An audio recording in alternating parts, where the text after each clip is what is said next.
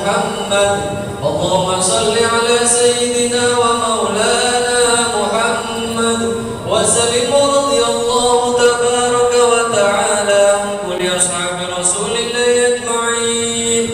اللهم قوي الإسلام والإيمان من المسلمين والمسلمات والمؤمنين والمؤمنات وينصرهم على معاني الدين. يا رب اختم لنا منك بالخير ويا خير الناصرين برحمتك يا أرحم الراحمين. الله أكبر الله أكبر الله أكبر الله أكبر الله أكبر الله أكبر الله أكبر الله أكبر الله أكبر الله أكبر. كلما لبى الملكون وزيد في الحسنات وكلما طافوا بالبيت وضجت الأصوات بالدعوات وكلما سعوا بين المروة والصفا وتلك المشاعر المقدسات وكلما وقفوا خاضعين كعرفات وباتوا بمزدلفة وأفاضوا إلى منى ورموا الجمرات. الله أكبر الله أكبر ولله الحمد. الحمد لله الذي خلق آدم من صلصال كالفخار وأسجد له ملائكته المقربين الأطهار فسجدوا إلا إبليس أبى فباء باللعنة والصغار. وأشهد أن لا إله إلا الله وحده لا شريك له وأشهد أن سيدنا محمدا عبده ورسوله. اللهم صل وسلم على سيدنا محمد وعلى آله وصحبه الذين أذهب الله عنهم الرجس وطهرهم. الله أكبر. أما بعد فيا أيها الناس اتقوا الله تعالى واعلموا أن يومكم هذا يوم فضيل وعيد جليل سمى الله يوم الحج الأكبر.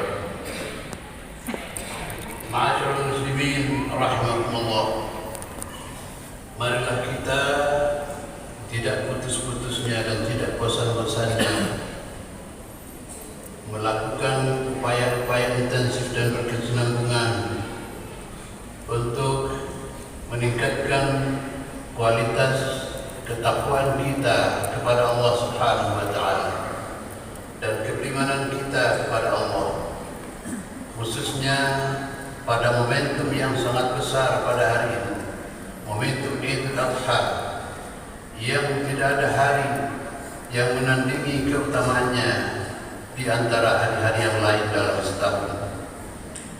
Kita melihat, Masya Allah, takbir di setiap penjuru desa dan kota dikumandangkan mulai tadi malam dan terus akan dikumandangkan setiap usai sholat fardu hingga tanggal 13 ke depan. Karena inilah sunnah yang telah berlaku di dalam Islam sebagaimana telah dicontohkan oleh Rasulullah SAW. Dalam beberapa hadis sangat dianjurkan bersamaan dengan momentum Idul Adha ini menyembelih kurban. Kurban berupa apa yang dimaksud dengan Al-An'am dalam Al-Quran Karim dan bahasa-bahasa sunnah, yaitu unta, sapi, dan kambing. Dalam hadis dikatakan bahwa Rasulullah SAW pernah menyembelih 2 ekor kambing yang sangat bagus, lalu bersabda, "Hada an Muhammadin wa alihi." Ini adalah atas nama Muhammad dan keluarga Muhammad. Kemudian menyembelih yang kedua sambil mengatakan, "Wa hadza amman lam yudhi min ummati." Ini adalah untuk orang yang tidak berkurban di antara umat. Dari sinilah maka para ulama mengatakan, terutama dari kalangan Syafi'iyah, bahwa berkurban tidak wajib, akan tetapi bagi yang mempunyai kelebihan dari nafkah sehari-harinya di dalam keluarga sangat dianjurkan. Oleh karena itu maka ini disebut sebagai sunnatun muakkadah, sunnah yang sangat dianjurkan. Sesuatu sunnah disebut muakkadah apabila dilakukan oleh Rasulullah secara terus-menerus dengan tanpa jeda. Termasuk kurban dilakukan oleh Rasulullah setiap tahun. Tidak pernah beliau tidak berkurban dalam satu tahun tertentu. Sehingga berdasarkan ini maka sebagian daripada ulama yang lain, antara lain Hanafiyah, mengatakan bahwa berkurban merupakan ibadah yang wajib, bukan fardu, tetapi wajib bagi setiap orang dari kaum muslimin. Wajib aini artinya kewajiban yang berlaku untuk setiap orang.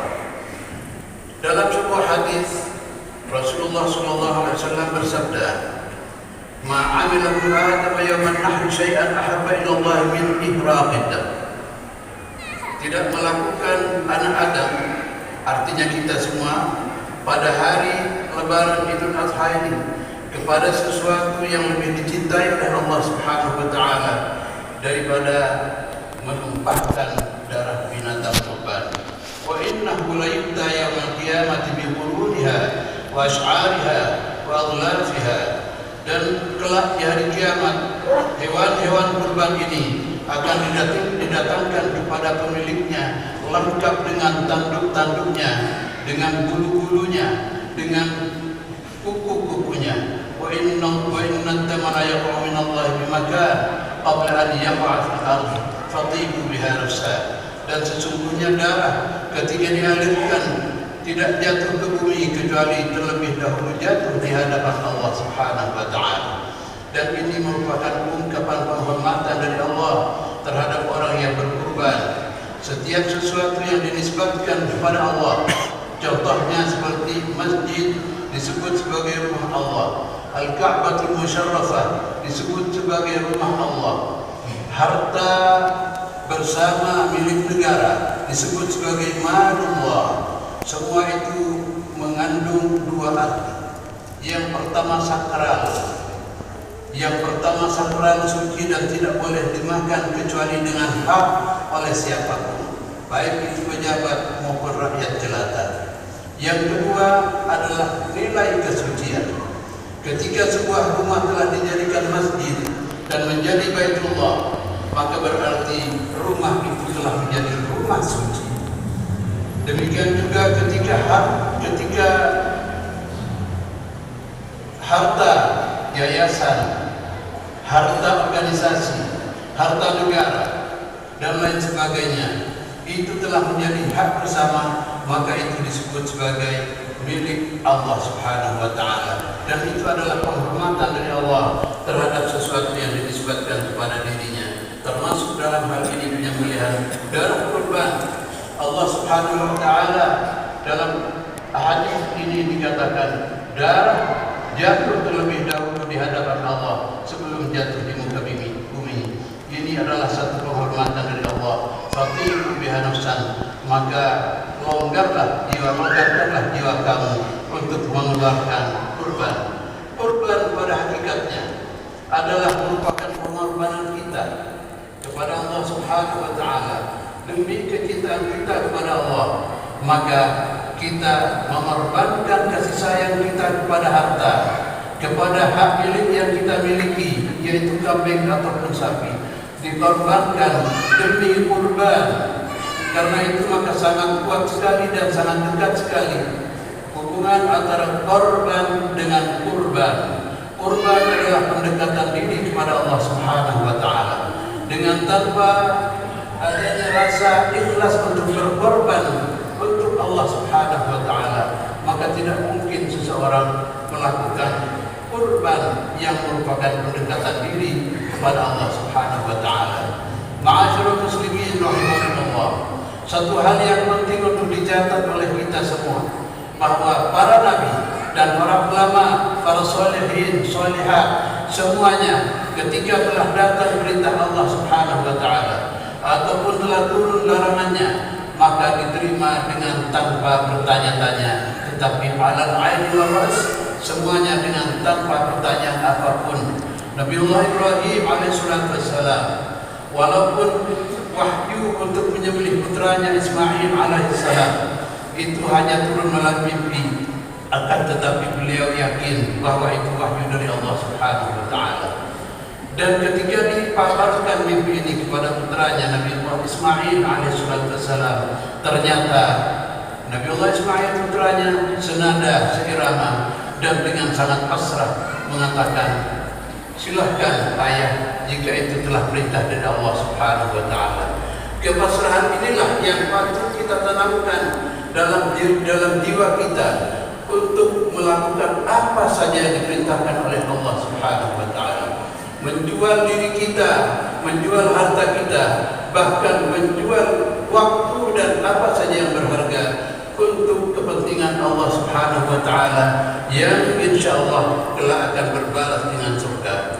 Penting antara lain sebagai pelajaran bagi kita, Nabiullah Musa alaihissalam ketika dikejar-kejar oleh Fir'aun dari belakang, dan kemudian kaumnya yang menyertai beliau menjadi agak risau dan mengatakan, Musa, ini kita akan dikejar oleh Fir'aun. Tetapi Nabi Musa tetap pasrah, lari tetapi tetap kepasrahan tidak lepas dari hatinya.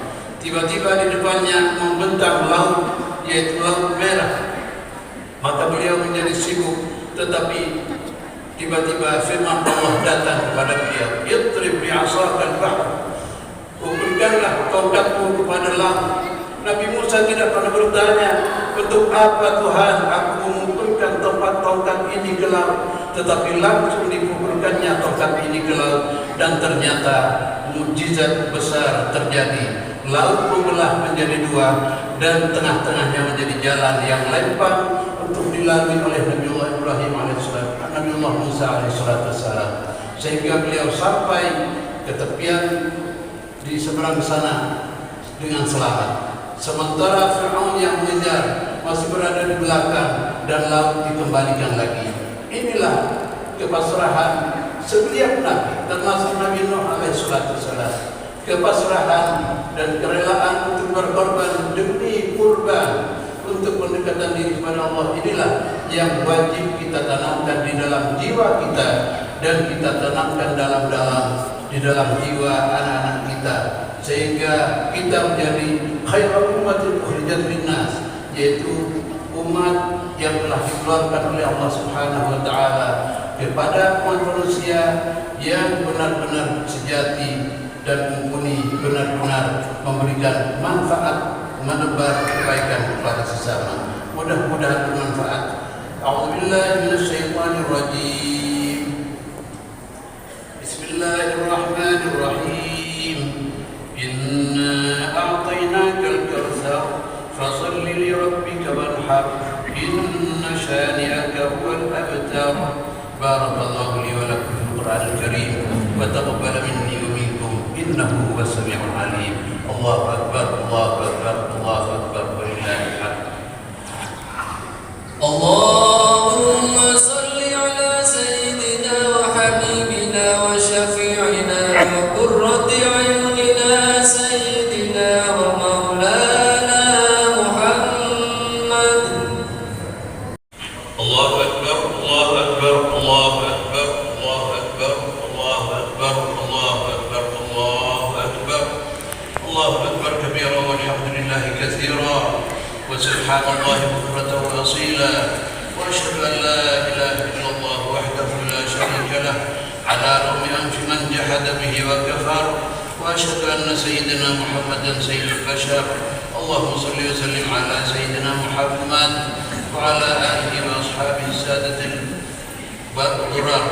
Amma ba'du, fa ya ayuhan nas i'lamu anna yawmakum hadha akbarul ayyam wa sya'air wa aktsaruha manasik wa masyaa'ir fattaqullaha mastata'tum wa ati'uhu falan tazalu bi khairin ma ata'tum wa akthiru min as-sadaqati wal istighfar wat takbir wa silatil arham wa lazimu as-salata ala khayri khalqihi alayhi salatu wassalam. فقد أمركم الله بذلك إرشادا وتعليما وإجلالا لقدر نبيه وتعظيما، فقال إن الله وملائكته يصلون على النبي يا أيها الذين آمنوا صلوا عليه وسلموا تسليما اللهم صل وسلم على سيدنا محمد النبي الأمي الأواب وعلى آله وصحبه ومن والاه وارض اللهم عن أصحابه أبي بكر وعمر وعثمان وعلي وعن سائر أصحاب نبيك أجمعين وعن التابعين ومن تبعهم بإحسان إلى يوم الدين